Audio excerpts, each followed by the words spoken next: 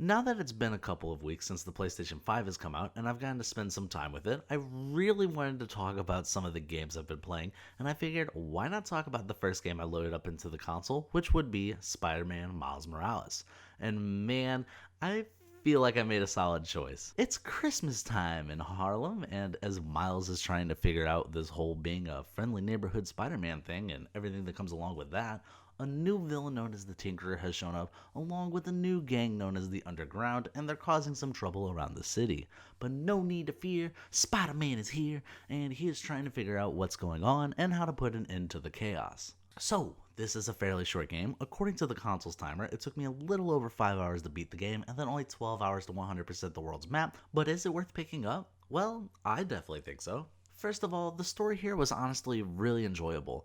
It takes a little bit to get going as the game introduces you to Miles Morales, his supporting cast, and the city of Harlem, but once things get going, there's never a dull moment, and the action and story beats just keep coming until eventually the credits start rolling.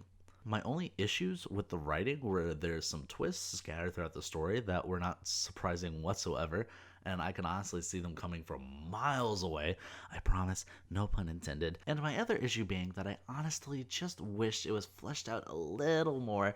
I know this is supposed to be a shorter experience, but I honestly would have loved just one more hour with these characters and to get to watch them develop just a little more. Just a little. Because it was the character interactions in this game that I found myself loving the most about the story. Watching Miles interact with his mom, or his best friend Genki, or his uncle Aaron, those were the moments I was most excited about when they popped up in the story.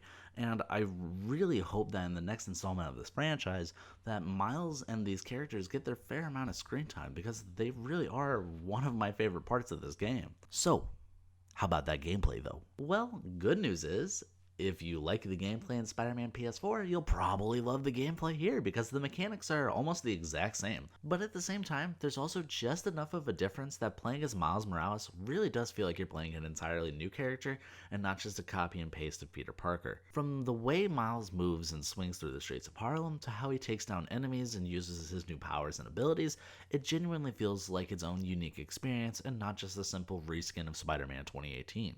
This game also looks and sounds amazing.